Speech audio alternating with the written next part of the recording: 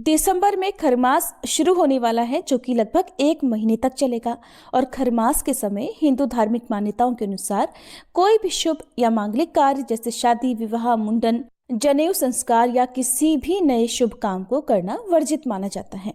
यदि खरमास के दिनों में इन कामों को किया जाता है तो उसमें परेशानी आ सकती है। तो आपको बताते हैं इस बार खरमास कब से शुरू हो रहा है, कब समाप्त होगा, खरमास के दिनों में आपको क्या क्या करना चाहिए, क्या क्या नहीं करना चाहिए। इस बार हिंदू पंचांग के अनुसार 15 दिसंबर को रात 10:19 पर सूर्य वृश्चिक राशि से निकलकर धनु राशि में प्रवेश करेंगे और इसके साथ ही खरमास की शुरुआत हो जाएगी। खरमास साल में 2 बार लगता है, एक बार दिसंबर और जनवरी के महीने में और दूसरा जब सूर्य धनु और मीन राशि में प्रवेश करते हैं, जो कि लगभग मार्च और अप्रैल के महीने का समय होता है।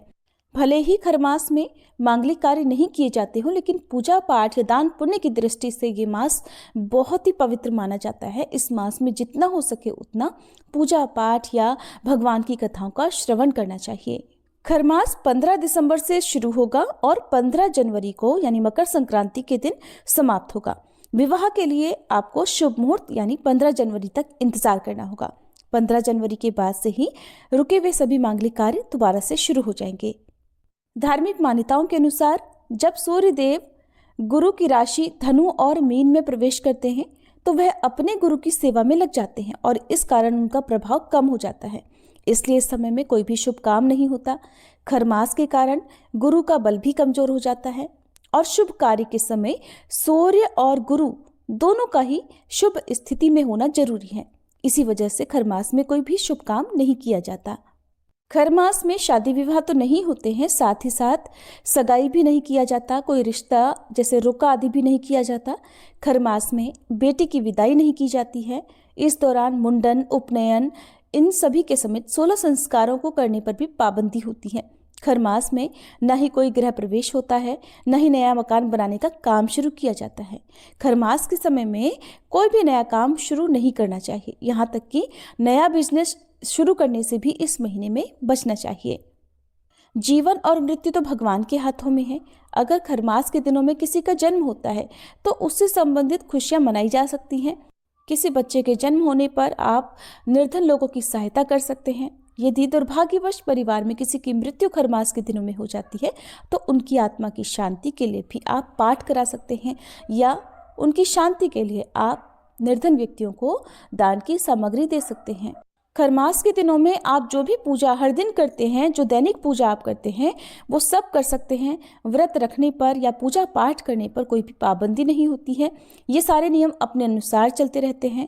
आपके जो भी आराध्य देव हैं, इष्ट देव देवता हैं, उनकी पूजा कर सकते हैं। ग्रहों की शांति के लिए मंत्र जाप आदि कर सकते हैं। खरमास के दिनों में भगवत गीता, श्रीमद् भागवत कथाएं या भगवान की कथाओं लीलाओं का श्रवण करना और पढ़ना अत्यंत शुभ फलदायी माना जाता है। खरमास के विषय में एक पौराणिक कथा प्रचलित है। सूर्य देव अपने 7 घोड़ों के रथ पर सवार सदैव गतिमान रहते हैं और वे निरंतर ब्रह्मांड की परिक्रमा लगाते हैं। सूर्य देव एक क्षण के लिए भी ठहर नहीं सकते, क्योंकि उनके गतिहीन होते ही या एक क्षण के लिए भी ठहरने पर जनजीवन के लिए समस्या उत्पन्न हो जाएगी। कथा के अनुसार एक बार सूर्य देव अपने रथ पर ब्रह्मांड की परिक्रमा लगा रहे थे। तब हेमंत ऋतु में उनके घोड़े थक गए और एक तालाब किनारे पानी पीने के लिए रुक गए।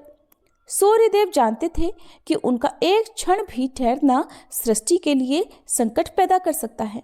ऐसे में उन्होंने तालाब किनारे खड़े 2 खर यानी गधों को अपने रथ में जोड़ लिया और पुनः परिक्रमा करने के लिए चल पड़े। गधे दौड़ने में घोड़ों की बराबरी तो कर नहीं सकते थे। इस कारण सूर्यदेव के रथ की गति, जो पहले निरंतर चलती रहती थी, वो अब धीमी हो गई।